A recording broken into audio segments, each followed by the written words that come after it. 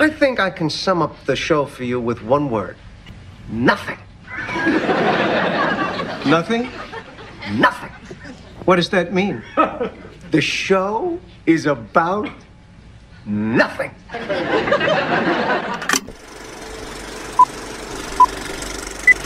Confía en mí. Sé exactamente lo que hago. Acerca de nada, un podcast de Diego Valle y Pablo Manzotti, en donde hablamos de casi todo.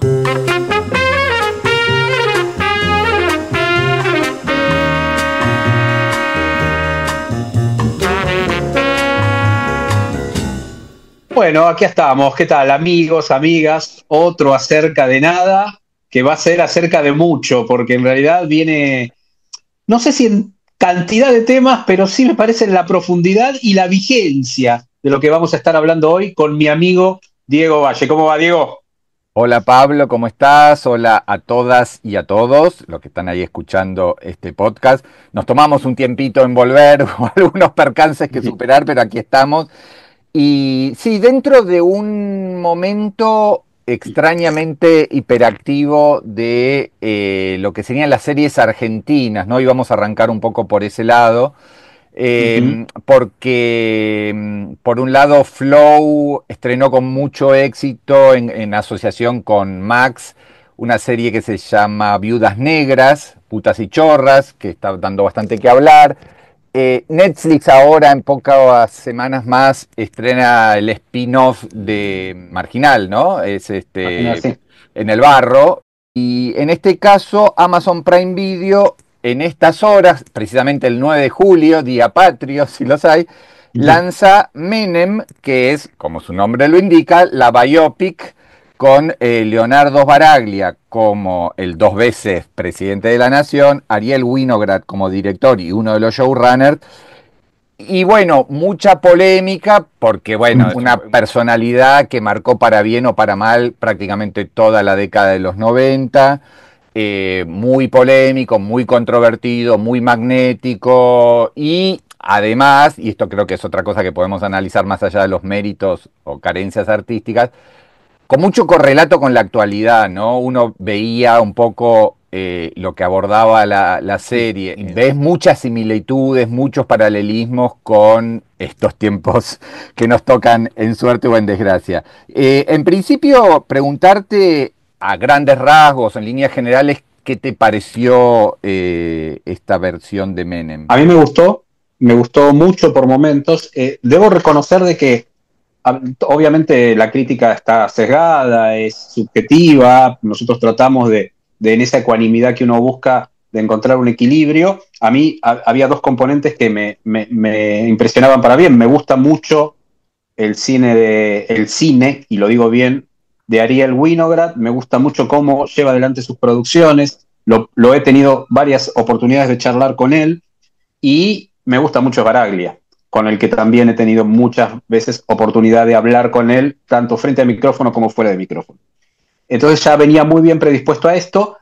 Lo primero que tengo que decir es que dos cosas. No podemos, tenemos que entender que esto es una biográfica, una biopic, ¿no? Al igual que lo fue Coppola, el trabajo anterior de Ariel Winograd. Y hay que entender, lo primero que uno habla como periodista frente al espectador, que no hay que leer las biopics, las biográficas, como documentales. No deja de ser una ficción, más allá de que refiera a hechos reales, personas reales, tangibles. Hay toda una dramatización que linda constantemente con un humor por momentos negro, por momentos un poquito más leve, en la cuestión que plantea Ariel Winograd, que está muy presente en su narrativa, no ya en su cine. De la misma manera que lo hizo en El robo del siglo, para mí una película de las fundamentales de los últimos años.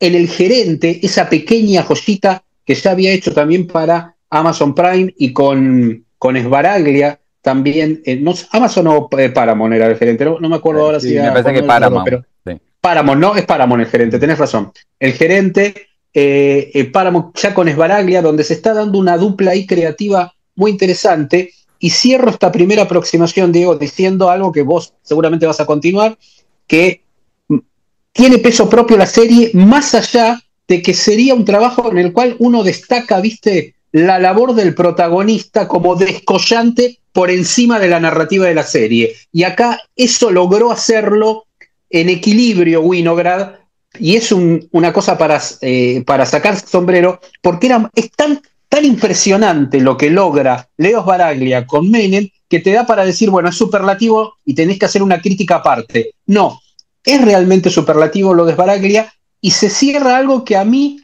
me costó entender antes, en el preproyecto, cuando decían Sbaraglia como Menem, más allá de la caracterización física de las prótesis o de lo que puede ser el maquillaje, decía, ¿por qué Sbaraglia? Y bueno, porque es un actor carismático, y lo que logra Leonardo frente a la pantalla es transmitir ese magnetismo que tenía Menem, que sobre todo era eso, era el hombre de los 2 minutos, era el hombre que iba a saludar a Piazzolla después de que Piazzolla decía que se quería ir del país y ganaba Menem, y bajaba al camerino, le daba un abrazo, se sacaban fotos, y Piazzolla terminaba siendo más menemista que todos los que lo rodeaban. Era eso Menem, ¿no? Y me parece que eso es lo que logra la narrativa de Winograd por un lado y Sbaraglia por el otro transmitir en la serie.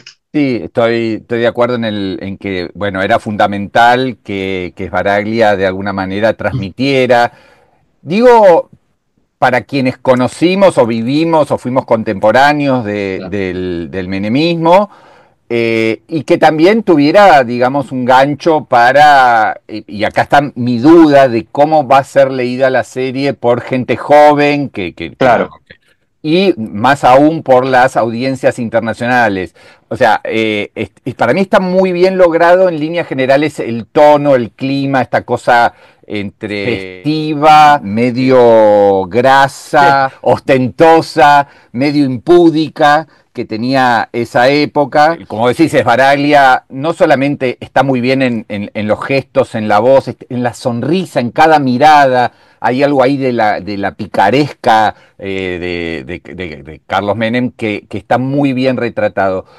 Lo que yo quizás, no sé si cuestionaría, pero me parece que la decisión de los guionistas de tratar de abarcar todos los grandes hitos, para bien y para mal, de la era menemista o de la fiesta menemista, hace como que sea como un picadito por momentos, ¿no? Como que cada hecho tenga un par de minutos, cuando las biopics modernas, sobre todo en el cine, suelen concentrarse en un aspecto o en un periodo que para ese guionista o ese autor, director, son fundamentales y que de alguna manera definen al personaje. Estoy pensando, no sé, en las biopics de Pablo Larraín, ¿viste?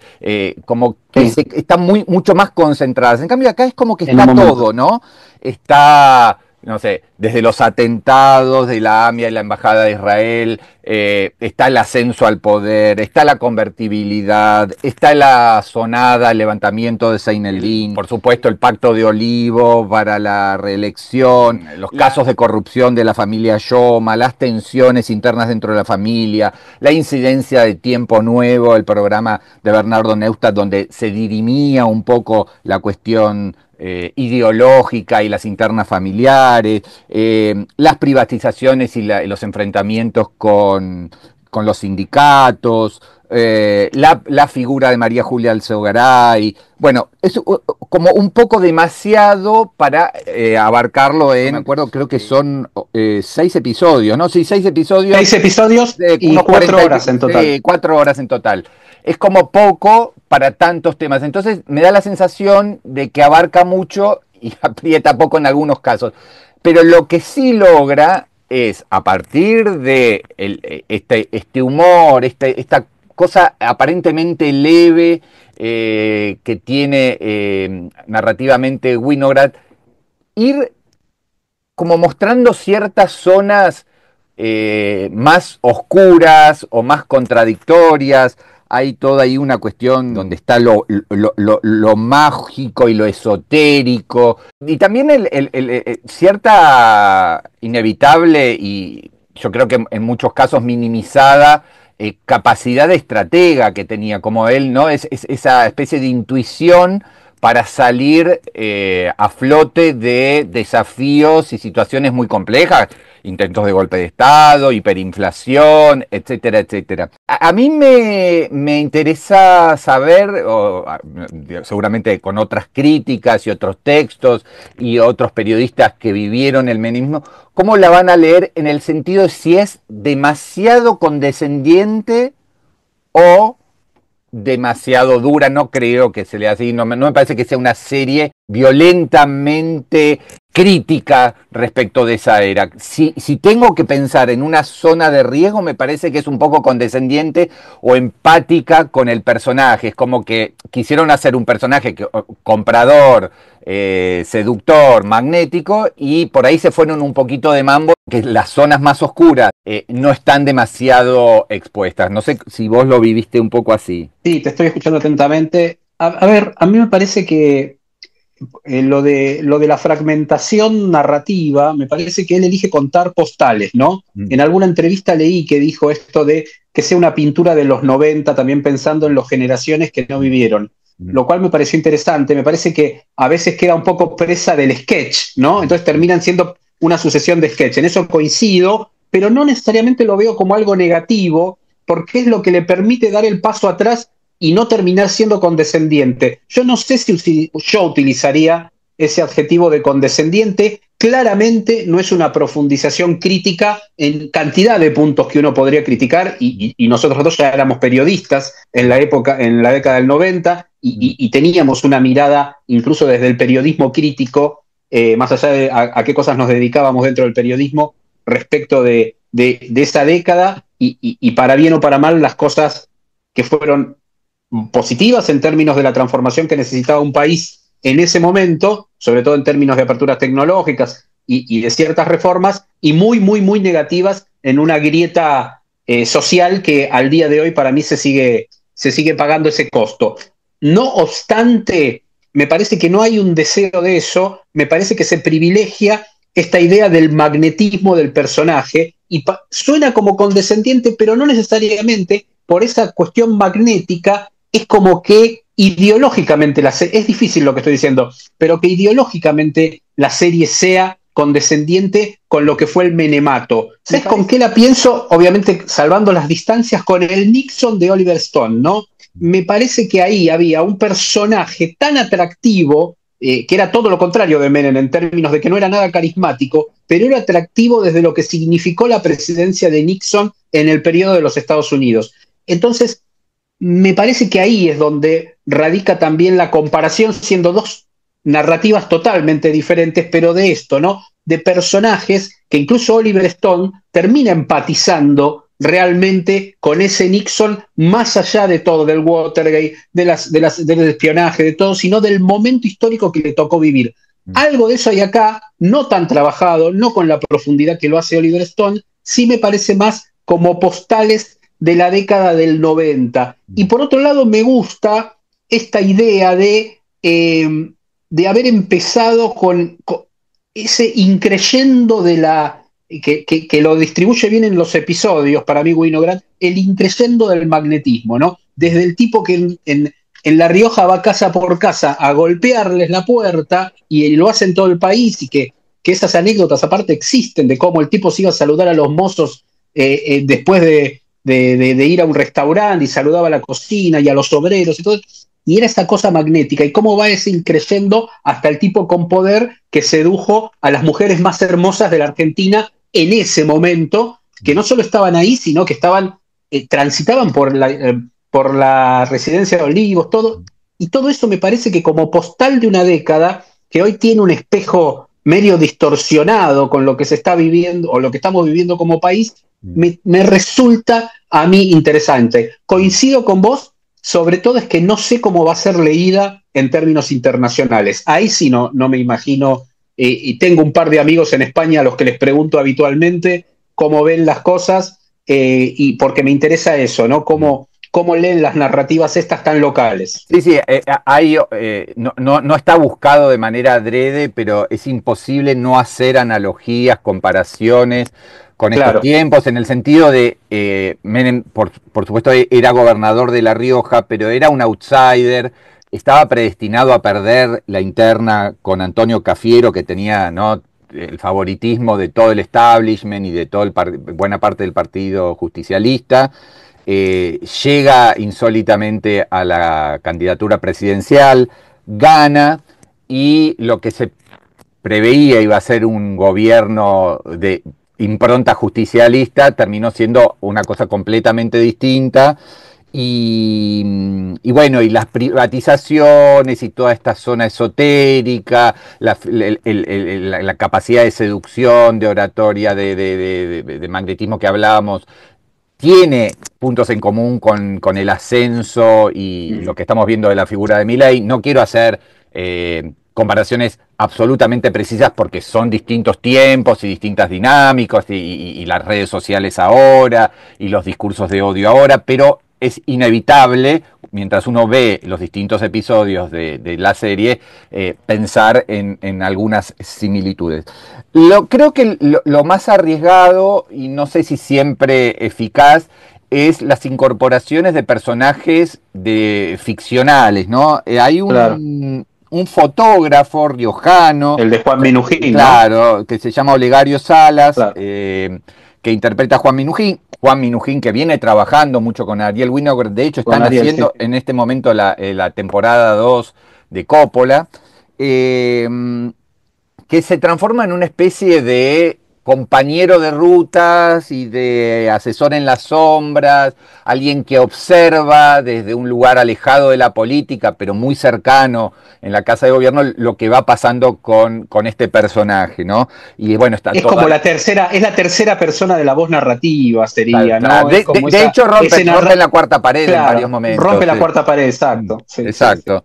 Sí. Y después hay personajes que son ficcionales, pero que tienen, digamos, muchos elementos en común con otros reales, que creo que tiene que ver estos dos asesores que interpretan Marco Antonio Caponi y Guillermo Arengo, que uno puede decir, bueno, ahí hay un poco de Alberto Coan, Carlos Corach, Bauzá, Granillo Campo, todo ese mundillo que rodeaba a Menem y que eran como los asesores, voceros, los negociadores, un poco en la sombra. Pero bueno, creo que en líneas generales estamos hablando de una serie entre buena y muy buena, y que además el desafío era grande, ¿no? Porque tenés mucho más que perder que ganar cuando te acercás a una figura así. Absolutamente, sí. Ese es el gran tema de las biográficas. Por eso las biográficas para mí ya salen con un escalón a favor de quien decide llevarla adelante, porque va a estar escrutada de una manera diferente a como se escruta cualquier otra cosa, no solo de parte de la crítica, sino de parte del público. Es inevitable. Por eso arrancaba mi alocución diciendo,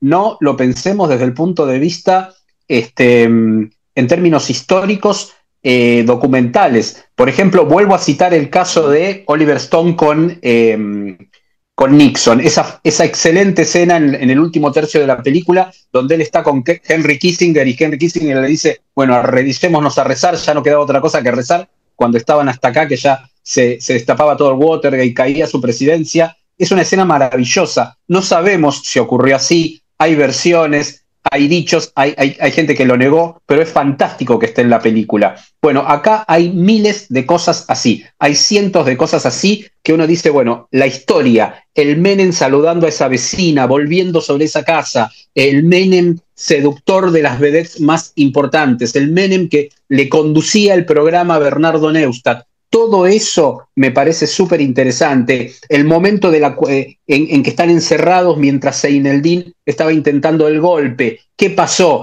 ¿Cómo lo recrea eso? El valor dramático que logra, en términos amplios de dramatismo, digo, Ariel Winograd a mí me parece muy, muy logrado, y por eso coincido con vos que estamos hablando de una serie de buena a muy buena. ¿Se puede hacer mejor? Seguramente, tendrá cosas para corregirse, habría que ver con otro director que le dé otra impronta, pero incluso en esta idea del montaje, de cierta iluminación, la reconstrucción de épocas es espectacular realmente, pero digo, cómo elige unos planos para que también la serie se sienta los 90, ¿no? Entonces me parece que también ahí hay algo muy interesante. Y con esto cierro mi alocución de Menem. Dale, buenísimo. Bueno, Iván, nos vamos escuchando, no vamos a escuchar Ritmo de la Noche por Desacato, nada que ver, los temas emblemáticos de los 90 y de Tinelli y de todo eso, sino Grown Ups, uno de los temas de un disco muy esperado del que vamos a hablar en el bloque siguiente.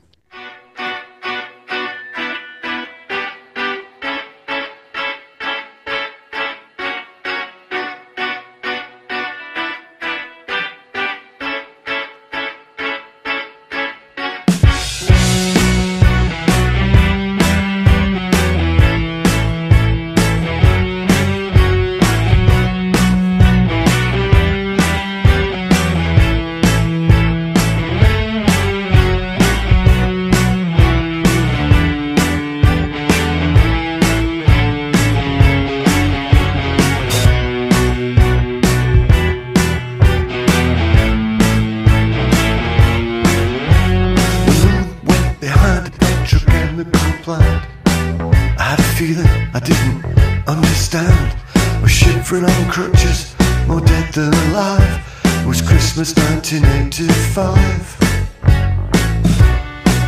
It was the night they let me out of the home.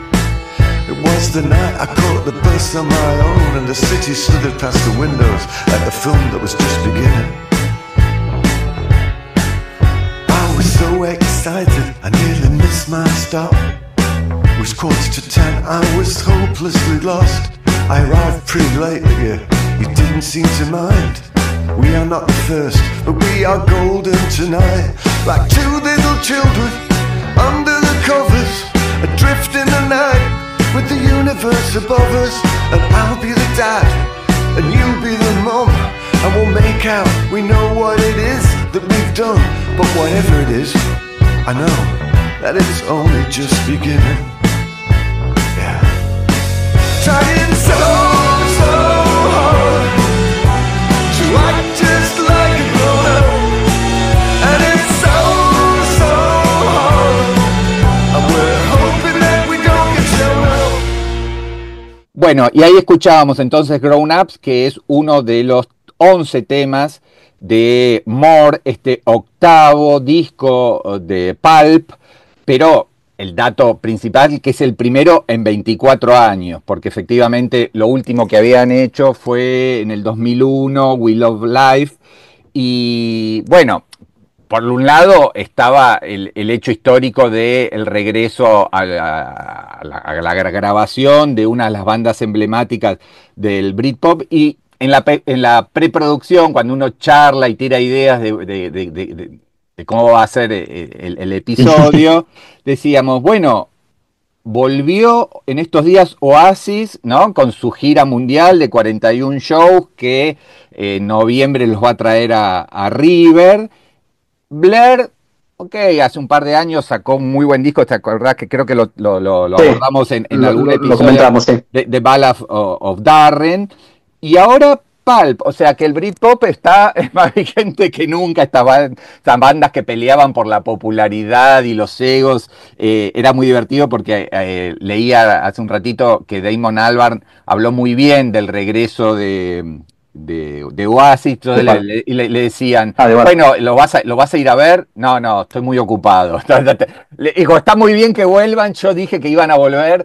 Era lógico que dos hermanos se reconciliaran, sobre todo si hay tantos millones de libras esterlinas de por medio, pero dijo que no va a ir a verlo. Pero bueno, yendo específicamente al disco de Pulp, me parece, Pablo, coincidimos que es un disco que cumplió con creces con la expectativa de alguien, de una banda que no grababa desde hacía 24 años, ¿no? No, con creces y superando las expectativas, realmente. No porque uno pensara, porque Jarvis Cocker nos tiene acostumbrados a que es muy cuidada su producción y también es verdad que toda la banda aporta una delicadeza increíble. Yo la verdad, ¿cuándo fue?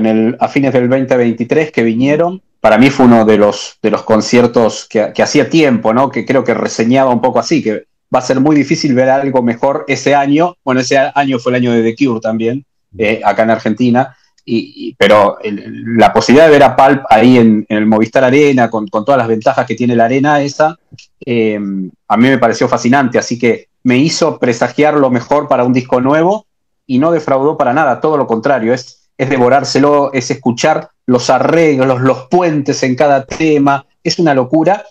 Me sale comparar con lo de The Cure, ¿no? Y eso me enorgullece porque tanto The Cure, que volvió con un disco impresionante el año pasado, como ellos ahora con esto, son discos que no reniegan de la historia de la banda. El disco de The Cure prácticamente no tiene hits, ¿no? Este tiene un par de temas un poquito más pegadizos, pero tampoco son de una complejidad como que dicen, bueno, en este momento de cambio de la música, de rotación, algunas referencias ha hecho Sting al respecto, cómo lee la música él de las nuevas generaciones respecto de lo que hacen ellos. Bueno, ellos no, apuestan a lo mismo. Por eso también ya me gusta desde el título, ¿no? Que se llame More, más. Y sí, es más Pulp. No hay otra cosa en el disco, más Pulp y del mejor. Con respecto, yo me perdí el show del Movistar Arena, no me acuerdo si no estaba en Buenos Aires o no conseguí entradas. Sí los vi en el Luna Park, creo que fue en el 2012, cuando habían hecho esa gira gigantesca. Sí. Y en vivo son impresionantes. Y ahora los estuve siguiendo un poco porque estuvieron en varios programas de la BBC, como el Later with Jules Holland, o hicieron un recital también en la BBC muy bueno, y tocaron como show sorpresa en Glastonbury hace muy pocos días. O sea, están a full presentando el disco. Y vos habías elegido para arrancar, Grown Ups, que tiene que ver un poco con lo que para mí es el eje del disco y que va un poco en relación a esto que decías recién, de que no tratan de ser ahora una banda moderna, con arreglos modernos, que suenen contemporáneos, que impacten, que tengan que innovar, no sienten esa presión. Y los temas, y Grown Ups tiene que ver un poco con eso, son sobre la madurez, cómo llegar a la madurez en la vida y en la música. Hicieron el disco lógico de gente como Jarvis Cocker, que acaba de cumplir 61 años, está impecable, y una banda que se permite sonar por un lado como digno a su historia y a su background, pero también sonar potente, contemporánea, y como decís, con temas muy trabajados. Vos decías que tenía muy pocos hits, y yo creo que el hit del disco es Spike Island, y yo creo que va a quedar entre los temas que seguirán tocando hasta que se separen definitivamente, ¿no? Como esos temas que invitan a bailar e invitan a saltar, y en esa ida y vuelta entre la banda y el público. Así que vamos a escuchar un fragmentito, como siempre aclaramos, por cuestiones de derechos no podemos poner los temas completos, pero vamos con unos segundos de Spike Island y volvemos.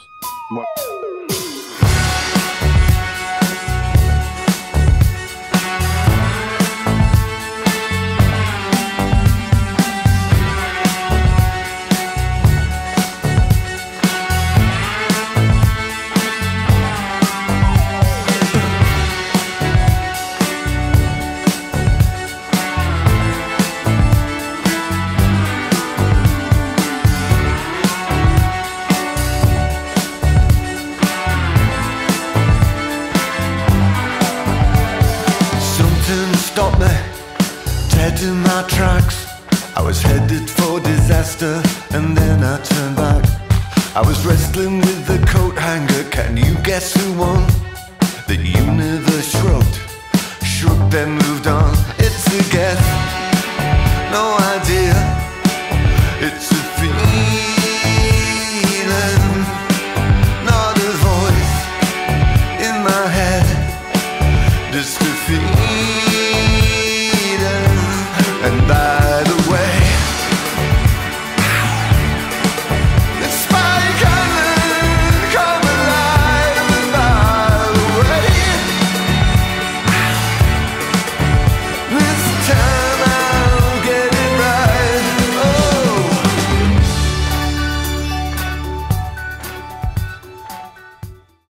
Bueno, y ahí está Spike Island, y como bien decía Diego antes, imposible no mover la patita, ¿no? Mientras uno lo va escuchando.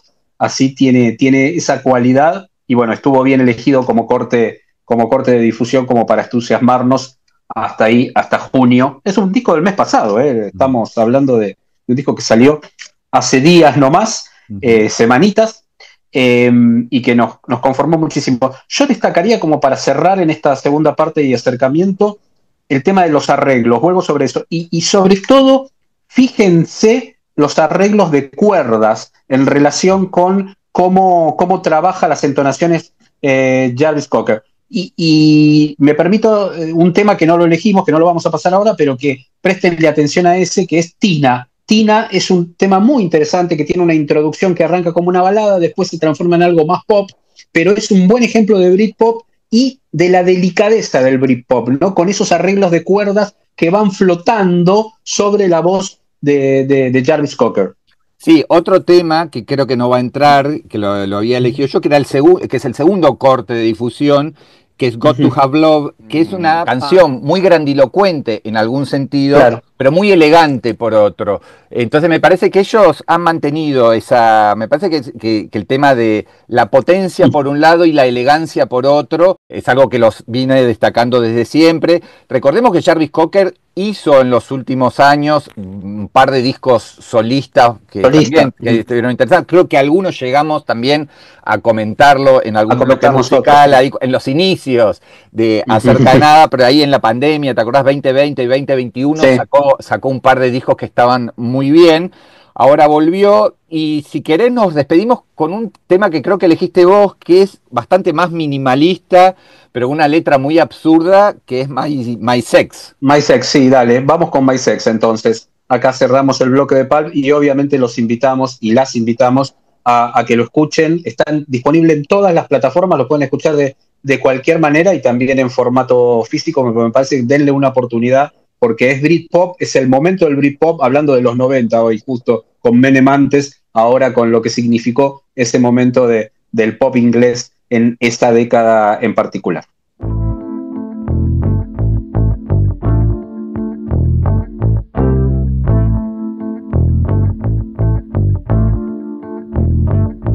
My sex leads nothing to the imagination. My sex shaded recreation. My sex is out of its mind, one of a kind and ill-defined. My sex is neither here nor there. It's neither him nor her. It's an out-of-body experience. My sex don't make no sense. Bueno, y otra de las novedades, este episodio nos quedó muy de series y poco de cine, pero vamos a volver al cine. Sí. Lo prometemos. Igual cuando hablamos de Menem, la serie, está hecha por gente de cine, ¿no? Ariel Winograd es alguien formado en el cine, los técnicos son de cine, los actores son de cine, y ya me parece que hacer esas distinciones tajantes en esto es cine y esto es serie o televisión ya es medio perimido, porque nada, mucho cine se estrena en streaming y mucha serie está hecha por gente de cine. Y gente de cine también está vinculada a El Oso, a The Bear, que acaba de estrenar por Disney Plus la temporada número 4, bastante pegada a la 3 porque las grabaron back to back, como dicen ellos, ¿no? Pegadas. Grabaron todos los episodios juntos, editaron primero la temporada 3 y ahora lanzaron la 4, algo que no va a pasar, digo, tan inmediatamente con la 5, que ya fue anunciada, pero que ni siquiera escribieron los guiones. Un poco lo que pasó con El Eternauta, ¿no? Que anunciaron que la segunda parte se va a hacer, pero va a ser no sé cuándo, meses y años. Bueno, me parece que con El Oso vamos a tener que esperar bastante. Pero vamos, si querés, a comenzar a comentar, Pablo, un poco lo que nos regala esta cuarta entrega de la serie creada por Christopher Storer, que también es guionista y director de varios de los episodios. A mí, como para tirar cosas, me pareció, si querés, la temporada menos sólida o consolidada, me pareció como un poco más caótica o deshilachada, pero aún en ese menos control sobre los materiales, me parece que irrumpe una zona interesante que tiene que ver con una cosa muy visceral y muy emotiva de lo que van atravesando los personajes. No sé cómo la viste vos. Coincido con vos en la parte de que no tiene la prolijidad casi de reloj suizo de las temporadas anteriores, y me parece que está bueno eso porque necesitaba encontrar una narrativa que rompiera, ¿no? Porque ya con la cuarta temporada, con la tercera temporada, ya todos los premios han sido ganados, ya se estableció como la serie que volvió a poner a las series en ese lugar interesante, cuando comentábamos Breaking Bad, cuando comentábamos The Americans, cuando comentábamos, bueno, todas esas series que de alguna manera dejaron una marca. En este momento de peak TV, como se dice, en este momento de saturación, donde hay fórmulas que se repiten, el oso, sin ser totalmente innovadora respecto de la fórmula, si sin una Breaking Bad, no es una The Wire, no es una Sopranos, logró abrir un resquicio de decir, bueno, muchachos, era por acá por donde había que ir, ¿se acuerdan? Era por acá. Obviamente, por ser una fórmula limitada, que a veces cae demasiado en la bolsa de lo teatral, me parecía interesante esto, vi esto mismo que viste vos, y me parece que ya es auspicioso ese primer episodio. Para mí el primer episodio es uno de los mejores de la serie, es notable lo que lograron en ese primer episodio, y se nota esto que vos señalás como dato, no es opinión esto, como dato periodístico, que grabaron las 2 temporadas juntas, porque es la temporada más dependiente de la temporada anterior. De hecho, en ese primer episodio dan ese paso de resignificar muchas de las cosas que vimos en las primeras 3 temporadas, ¿no? Las cuestiones familiares, si bien se ahonda en cada uno, acá directamente se da el paso para resignificar escenas, resignificar momentos de Carmy, resignificar su relación familiar, la figura paterna que aparecía como una suerte de nube constante por sobre la cabeza de todos, acá queda más explicitada, y la relación de la figura paterna con el hermano de Carmen, ¿no? Es súper interesante, es de una profundidad, y después me gustó la idea de apelar al recurso fácil, ¿no? Al recurso más de thriller, de la bomba de tiempo, la bomba que explota. En este caso acá, como poner el reloj en ese primer episodio, y con esto no estamos diciendo nada porque está en el tráiler, pero digo, poner el reloj en ese primer episodio y decir, bueno, si no logramos dar vuelta a este negocio, el negocio se cierra. Entonces, está esta idea y la de incorporar a personajes fuertes de las temporadas anteriores en esta temporada para atravesar este momento clave, esta suerte de jungla que tienen que atravesar del capitalismo en términos de lo que es la lucha por una buena crítica en un proyecto personal como puede ser un restaurante. Me parece que por ahí es por donde yo valoro, pero en el fondo coincido con vos que la gracia de esta es que rompe determinada estructura tan monolítica de las 3 temporadas anteriores. Y otra de las características de esta temporada es que adquiere, ya no diría más protagonismo, sino coprotagonismo, el personaje de Sidney, que hace Ayo Edebiri, que de alguna manera va ganando no solamente minutos en cada uno de los episodios, hay episodios directamente dedicados a ella, sino que de alguna manera se transforma en el corazón del restaurante y ante el repliegue, no vamos a contar qué es lo que pasa, del personaje de Carmy, de Jeremy Allen White, ella de alguna manera toma como el protagonismo casi absoluto. Recordemos, Jeremy Allen White está en un momento de inflexión en su carrera. Creo que esta serie lo puso en otro lugar. Dentro de poco, y hablando de biopics, va a ser el Bruce Springsteen. Sí, ya estrena en un par de meses, lo hemos visto en el tráiler. Es muy atractivo lo que muy auspicioso lo que vimos. Sí. Yo tenía mis dudas, como también tenía mis dudas con Timothée Chalamet como Dylan. Pero bueno, pinta bastante interesante. Sí, la serie va y viene con la relación, obviamente, con la madre, Jamie Lee Curtis, la relación de amor tan complicada con el personaje de Claire que hace Molly Gordon, la cuestión de los traumas familiares. Hay un desenlace que obviamente no vamos a contar, muy fuerte en el último episodio, donde surgen algunas cuestiones que estaban insinuadas, pero bueno, se terminan de aclarar. Creo que en principio diría mi sensación